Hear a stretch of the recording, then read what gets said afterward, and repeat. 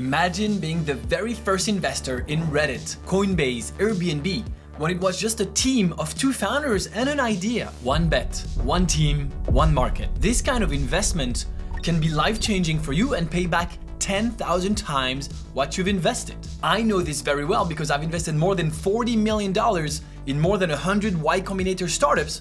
Some of them turned out to be massive successes and some of the others did not.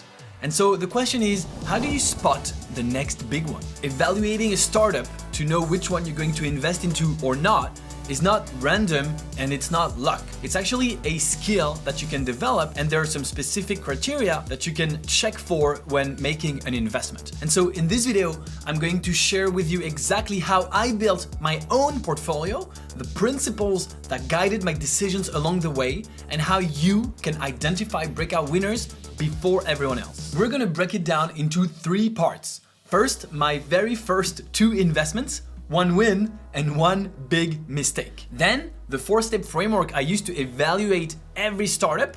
And finally, real-life examples from my portfolio, what worked and what didn't. But first, before we get started, this is a brand new YouTube channel, so I would appreciate if you would consider subscribing. I'm gonna be publishing here every week on VC content, behind the scenes of the startup world, and some YC secrets, so please consider subscribing. All right, let's start with my very first angel investment more than 12 years ago.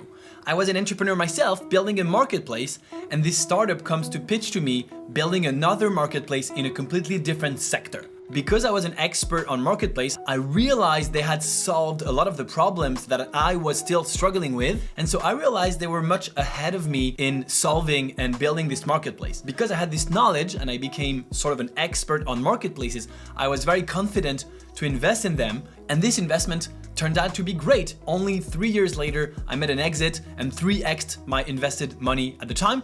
That was my very first angel investment. I was hooked by then. I was saying to myself, well, you can, multiply your money, even 3x, which was small, you can do much better, but that's what got me into angel investing for the first time. However, my second investment, total disaster. It was a social shopping website, and at the time, it was the latest trend. And so I didn't know anything about this topic, but I just followed the herd, followed the buzz. The problem is, very quickly, only a few months later actually, Google changed their algorithm and the traffic of that startup went to 0 instantly, and that's it. The startup was dead, my investment went to 0. And so that was an amazing lesson for me to understand that if you know what you're investing into, you have a lot of chances or odds to actually invest well. But if you're just following the latest trend, whether at the time it was social shopping or today it could be NFT or AI, but if you don't understand it, there's a high probability that you're gonna invest in something not valuable that will go to 0. And so again, those were my first 2 investments, very, very different. And so I took a step back and thought about what happened. Since then, I've really refined that process. I've invested in more than 100 Y Combinator startups, I've had more than 15 exits, and I've developed a strategy that goes way beyond just gut instinct. Today, I'm gonna show you the exact framework I use to discover the top 2% of startups of each YC batch. These are the 4 things I look for before investing in any startup. 1, founder quality. 2, scalability. 3, unfair advantage. And 4, early traction. The number 1 is the founding team. A good team with a bad idea can pivot and figure it out, but a good idea with a bad team is gonna massacre everything and they're not gonna pull through. Being an entrepreneur is very, very difficult and hard, and so you need to be extremely resourceful and have a lot of grit in order to make it to the other side.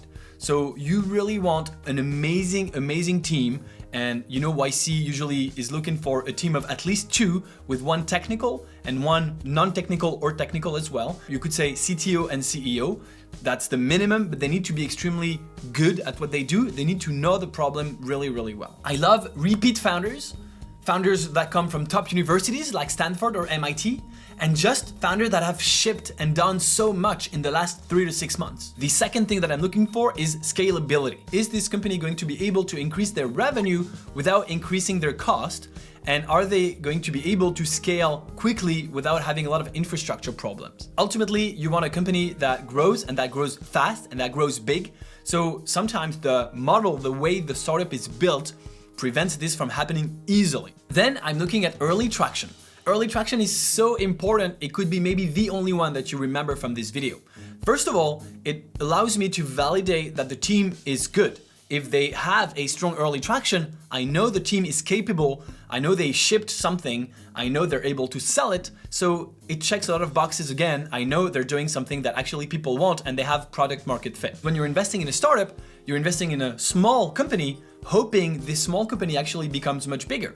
If they're already growing quickly, you're already halfway there. They've already figured out how to acquire customers and how to grow quickly. And so I call this the cheat codes of investing, where the startup is already growing and your investment is only adding fuel to the fire. Compare this with a lot of startups that come to investors, and if you're an investor, you've seen them many, many times before, I'm sure, who say to you, I've built this, now I need this fundraise and I need this money in order to go out and start selling it. You don't need the money to go out and start selling it. You should be selling it right now. That's a good lesson for you if you're an entrepreneur. You don't need to fundraise in order to sell. First, you sell and you get the traction.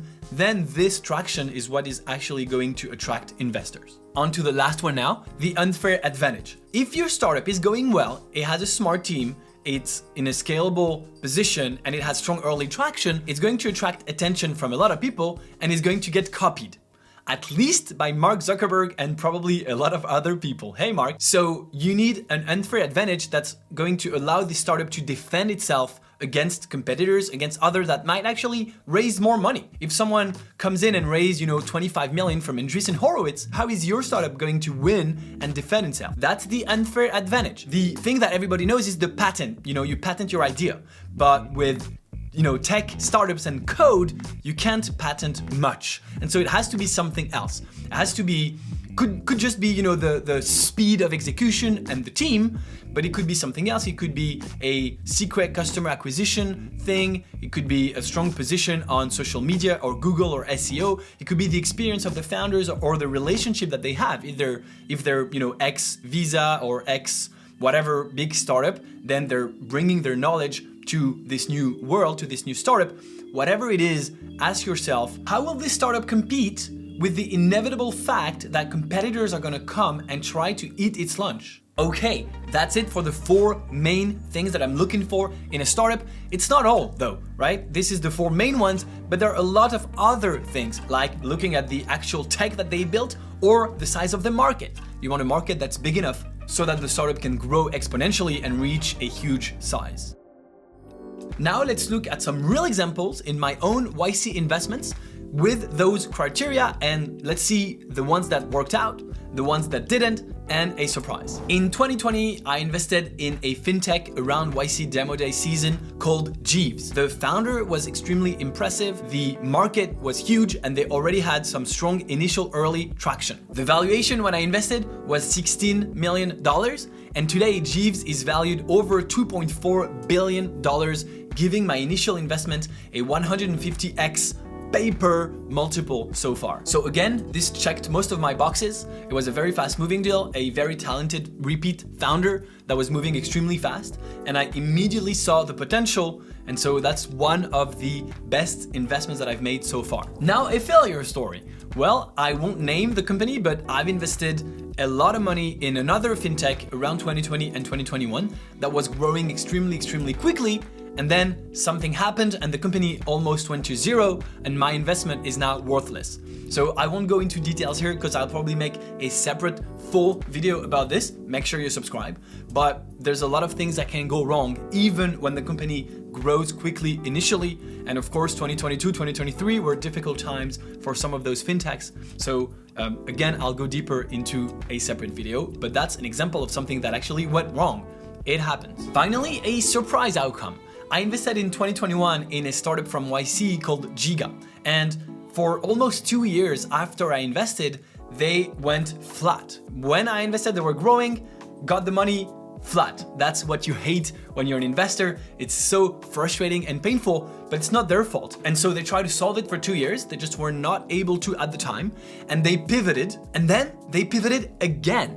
And finally, after 2 years, they figured out what was working for them. And so in 2023, they started growing again faster and faster and faster. And now, 2 years in, 2025, they reached 4 million in ARR, and they just signed a massive Series A, which is going to position them to keep growing very, very well. And that's probably going to be a very, very juicy exit for me in some years. So, what did we learn? Well, successful startup investing is not random, it's not about luck. You have to have a system, and you have to keep your system evolving. So every time something goes well, check back with your criteria and realize why you chose them at the time.